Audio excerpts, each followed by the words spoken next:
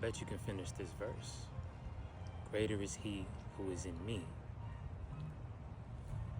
Hallelujah. But do we know the context of that verse? Or where that verse is in the Bible? Don't trip, I got you.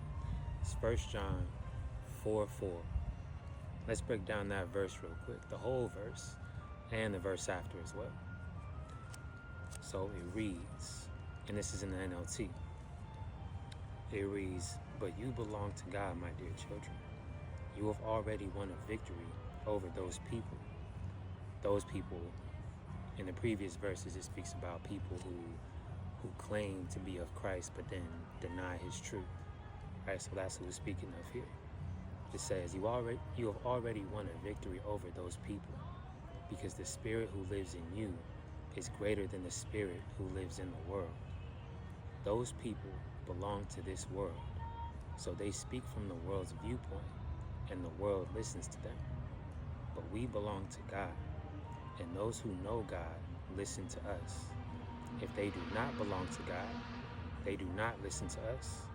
That is how we know if someone has the spirit of truth or the spirit of deception.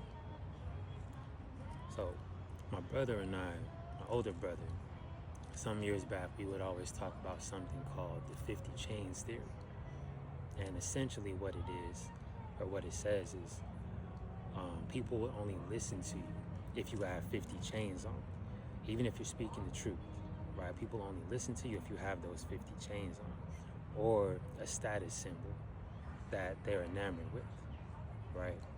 And this passage actually clarifies that for me, right? So again, people only listen to people who have status symbols that they're enamored with. And in the same way, people who are enamored with the world will listen to what the world has to say, right? So even when we hear things like love yourself, or live your best life, or live your truth, right? All these things that are not in the word. When we hear these things, we have to ask ourselves, why do they draw us in to listen to them, right? Even churches can be status symbols as well. When we find ourselves only listening to pastors of mega churches or popular churches, but yet the pastor of a small local church, we feel like he doesn't have anything to offer us. We have to check ourselves in those situations.